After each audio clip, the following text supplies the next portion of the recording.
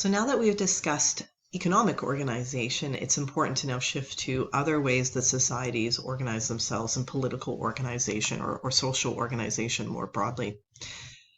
And you'll see that there's kind of a bunch of different topics that I've kind of merged broadly into this understanding of political anthropology and social organization and social stratification. And it's because all of these topics are interrelated. And so we'll have some time on Friday in lecture to go over these a little bit more, or in discussion, I should say. And I'm not going to lecture more in depth in this on each of these topics, but rather I wanted to kind of explain some of these pieces a little bit more and show how they're connected and interrelated. So you'll recall that, and really what I'm trying to do here is answer this question, the big question of, well, how do anthropologists then study politics?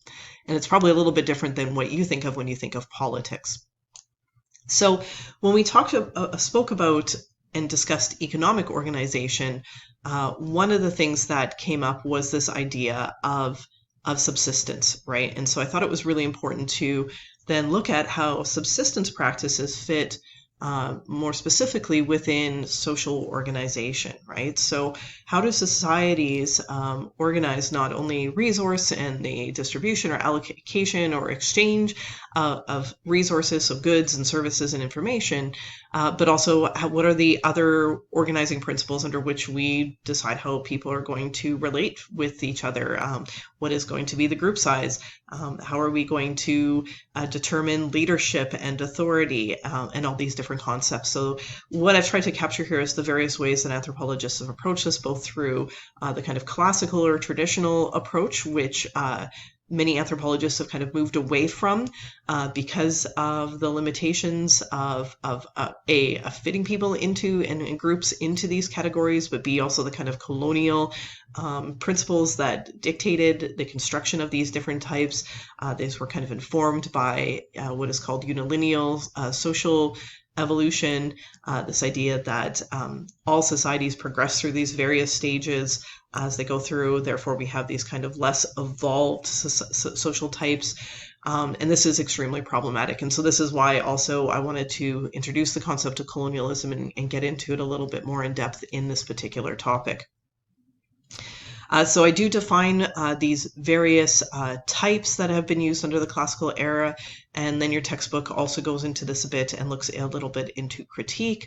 So again, subsistence practices are only one of the ways that we look at how societies are organized. We also look at where people live, the concentration of people, the kind of densities, and then further, once we have these concentrations of people, these densities of people, then further, how are they organized? And some key ways that we've looked at organization is through the allocation of power. And that's actually the kind of major takeaway from looking at political anthropology, is that we're looking at the various forms of power that people do or do not have, and then how this is reflected in the organizing principles for that society. So not just patterns of exchange, we'll look at kinship next topic, but what I wanted to look at here was at hierarchical versus egalitarian social organization.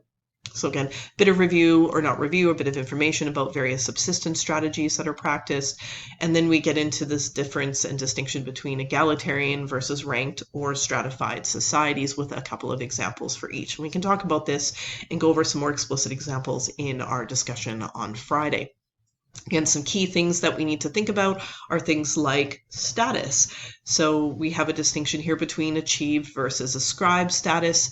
Achieved being that which we accomplish as individuals over the course of our lifetime, ascribed being that which is placed on us by virtue usually of birth.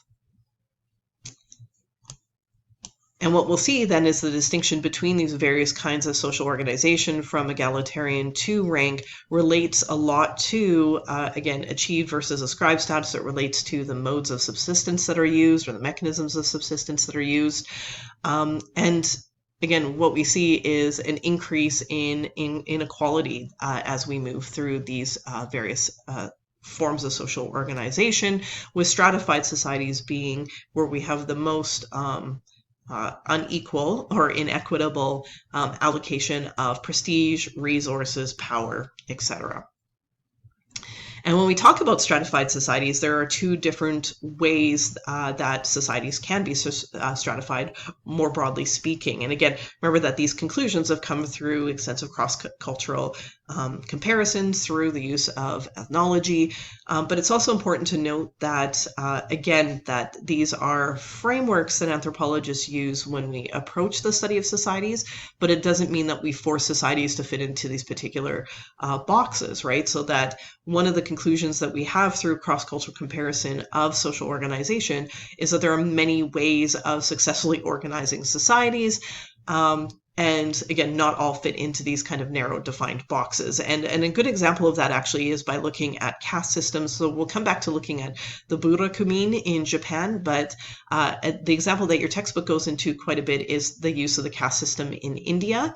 And you'll note here that I've revised interpretations because what has come out of anthropological work, such as the work of Alan Beals and Gopaler and F.G. Bailey's work with the distiller caste in Bisapara, and there's some other examples in your textbook, is that caste systems, especially from a Western perspective, are a little bit misunderstood in terms of how they actually operate. And so I wanted to talk a little bit about this in lecture on Friday as well, is about how we have these conceptions around class and caste systems as being opened or closed, but detailed ethnographic work, so again, single studies of these societies, has demonstrated that while we have these larger frameworks of how societies are organized, that how it actually plays out in the lived experience of people is a little bit different. So Alan Beals' work, for example, shows how it's actually the Jati system in Gopaler that is more critical than the Varna system itself in terms of individuals' experiences. And then Bailey's work shows how caste systems, while we consider them to be closed, there are ways in which individuals can transform their situation, and how castes themselves can actually improve the status of their class or of their caste overall in the overall caste system. So again, we'll look at these more in depth on Friday. And what this should illustrate is that, again, I always seem to have issues with my little webcam frame here. I wish I could make it a little bit smaller. Is that really what this boils down to, is that a lot of our understanding of social organization comes down to how, again, power functions within various social groups, within various cultures. And so political anthropology really has become the study of social power. And so what I've done here is provided some various definitions for how power works. And I would like you folks, when you're looking at these definitions of the modes of social power that come to us from Eric Wolf, is to think about some examples of this and how this might play out. And I have some examples that, again, we can discuss in class. The other thing I'd like you to think about in terms of power is not just in terms of the modes of social power, but how the visibility of power as a structuring principle in societies changes as well. And so there's some examples we can look at of the difference between visible, hidden, and invisible power and how it operates in society. One of the forms of power that we will also look at is the power to act. And so as such, we have to look at the distinction between free agency, or the individual of agents of individuals and groups to act, but also then how the state has various mechanisms that reduce the power of individuals and focus rather on authoritative government control, how pressure and intimidation and other force is used to force people to or groups to act in various sorts of ways. Then we get into a bit of theory, and this is where we start to intersect with other disciplines and other approaches to understanding power. So there's some key terminology in here that I would like you folks to review, and then again, we'll go over this a little bit more at length in our discussion on Friday. And again, looking at hegemony in particular will be really critical, because as you see in your textbook, there's a discussion around how power is not only simply to act, but also the ability to reflect and to consider things like we've learned, how we have the ability to establish our own meanings, to understand our experiences, and how actually our power to reflect is really powerful in terms of counteracting coercion as a force within societies as well. well. And so we can talk a little bit about Scott's work around hidden transcripts, around some of the new emerging unofficial or non-state accounts around experiences. And a good point of this, and we'll talk about this in lecture on Friday, relates to kind of the master colonial narratives relating to Canadian history versus Indigenous perspectives, and also the role that colonialism has played in shaping the experience of building Canada as a nation and as a state. And so you'll see that there's quite a bit of background in your textbook and in the lecture notes here relating to how states are defined, how power is used within states, and how states and nations can be linked to each other, but nations and nation building and nationalism are not inherently linked with the state, again, as a structuring principle. So again, a couple of examples around state building and nationalism and national identity that are built into both the textbook. And again, we can talk about this a little bit more in class on Friday, but this is very much a topic where I'd like you folks to be reading and reflecting upon the content that's been prepared to you versus me explaining some of these concepts and principles. Oh, sorry. Again, so we're going to talk a little bit about this in terms of Canada around naturalizing discourses and how this has shaped Canadian identity, and therefore how, as anthropologists, how we can apply this understanding to how nationalism and nations and states are constructed in other cultures and in other parts of the world.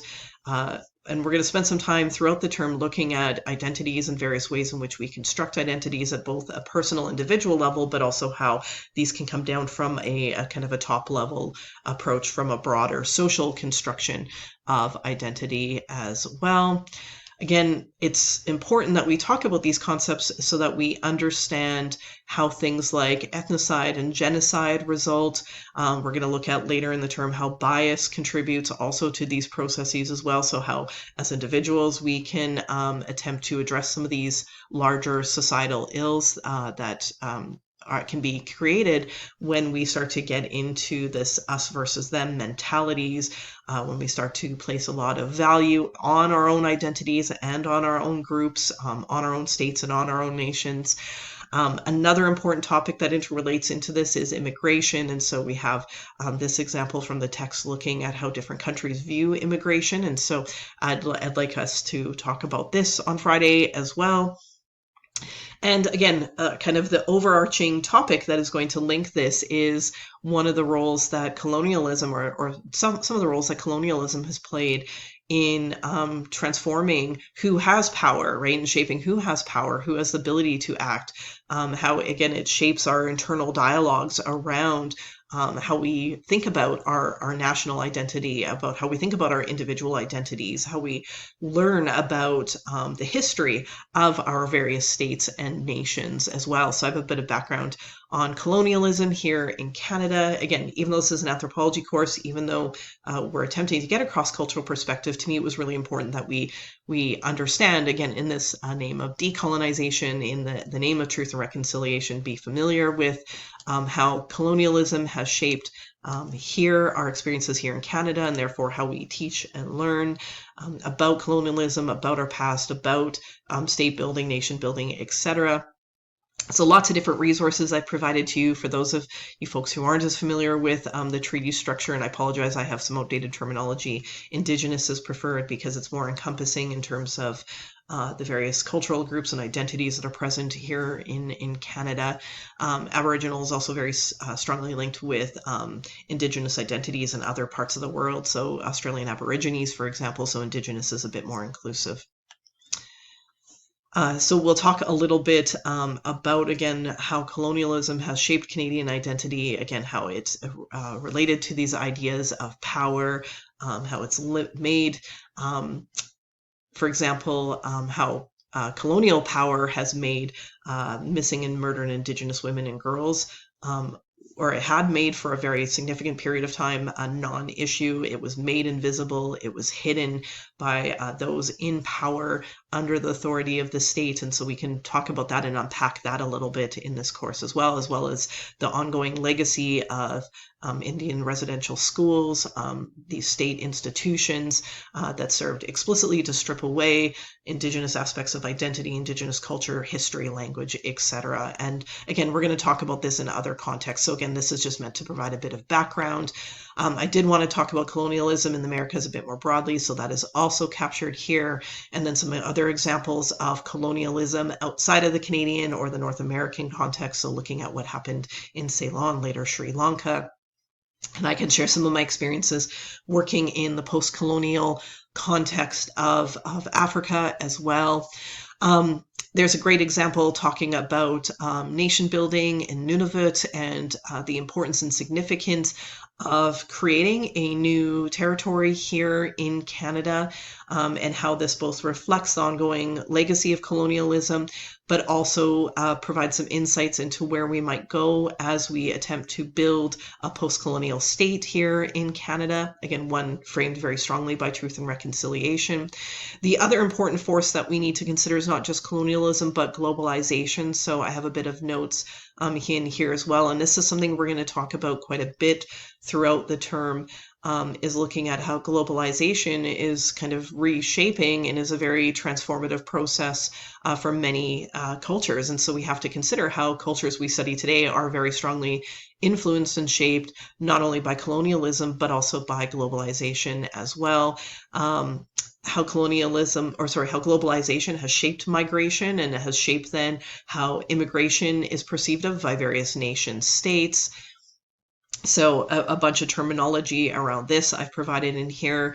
And then I've attempted to bring this all together in terms of considering how globalization, migration, and nationalism all come together as well. And then finally, the last piece that I've built into here is connecting this with human rights. So you'll recall last class we had a discussion, or last topic we had a discussion, or two topics, I guess, before. We had a discussion on cultural relativism and the importance of this, and we led to the question of, well, cultural relativism versus human rights. And so I wanted to provide a bit more information on human rights and how actually discussions around human rights is actually a product of globalization as well. And also has states have attempted to grapple with the issue of multiculturalism. So what does it mean when we have people from various cultural backgrounds coming into contact with each other, and how it's shaped our understanding of what is and is not basically our rights as human beings versus what are cultural rights as well. So we can talk a little bit about this in class on Friday as well. So the other thing I wanted to do was clarify a little bit more around what specific readings are relevant to this course. So this is the summary here. So I'm looking forward to going a bit more in depth with some of these topics and some of these concepts, and clarifying some of these principles and ideas in lecture with you folks on Friday. So take care, and we'll see you then.